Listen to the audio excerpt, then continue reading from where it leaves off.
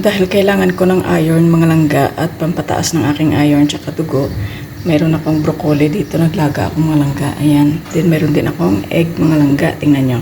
Ayan, laga din ako ng 2 itlog. Kain tayo mga langga. Kailangan kong kumain at yung aking ulam ay itlog tsaka broccoli. So lumabas na yung result ko mga langga, no? Sobrang baba ng aking dugo tsaka ng aking iron. Ayan. So mahina lang yung boses ko mga langga kasi tulog pa yung aking 2 alaga. Kami lang dito, wala pang pasok kasi.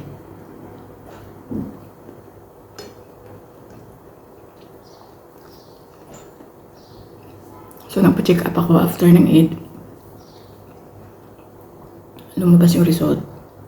Sobrang baba ng level ng aking dugo tsaka iron. Kaya sobrang sakit ng ulo ko. Nahihilo ako na hindi ko alam na aakyat lang ako ng hagdanan, hinihingal ako mga langga. Sobrang lakas ng heartbeat ko. Ayun, so hindi ko maintindihan kung ano yung nararamdaman ko mga langga. Ayan, so ngayon kakain ako kasi kakatapos ko lang uminom ng vitamins ko mga langga. Bago kasi ako kumain, iniinom ko muna yung aking vitamins para sa iron. Ayan, ano yan kasi before eating.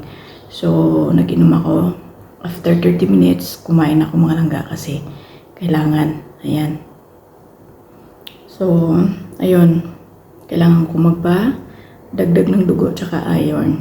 Kakain tayo mga langga.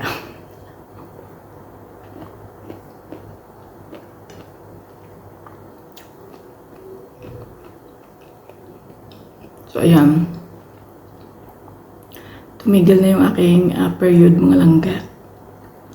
Sinabi ko nga sa doktor, sabi ko, nirigla ako ng 1 buwan tsaka 10 araw. Sabi niya, what?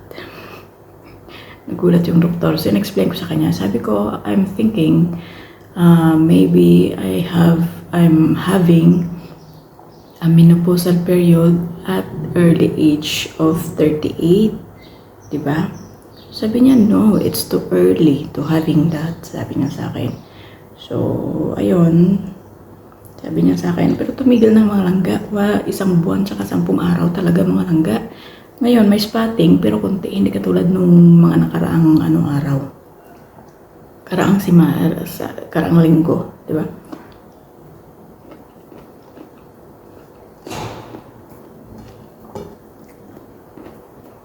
Sabi niya, it's not normal.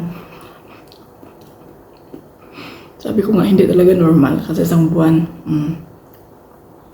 Tsaka nangihina na ako mga langga. Nangihina na yung katawan ko. Sobrang, wala na akong lakas, diba? Pag kumikilos ako, nahihilo ako. Sobrang mga langga na parang matutumba na ako. Ayun. Sobrang hirap pala mga langga, no? Pagka bumagsak yung dugo mo, tapos yung iron mo mga langga. So ayan, meron ako nabasang article ng low iron sa katawan mga langga. So hirap pala.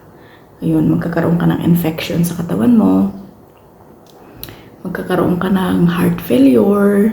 Ayun, so kaya pala hirap na hirap akong huminga mga langga. Tapos talagang iba yung heartbeat, no, ng aking heart. Sobrang lakas na parang hindi ko alam ang gagawin ko mga langga kapag umakyat ako sa hagdanan namin, di ba? Sobrang hirap mga langga. So, kakain muna ako mga langga, no? Habang,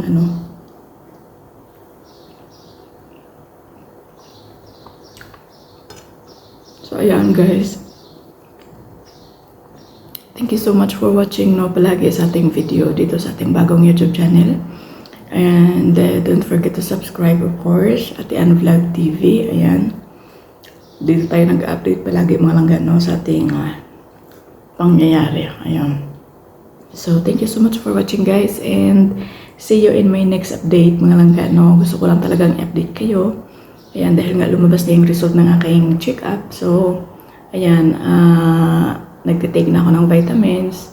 At okay na yung aking mga langga dahil nga umiinom na ako ng vitamins tsaka kumakain ako ng mga vegetables na with iron, yung malakas sa iron mga langga.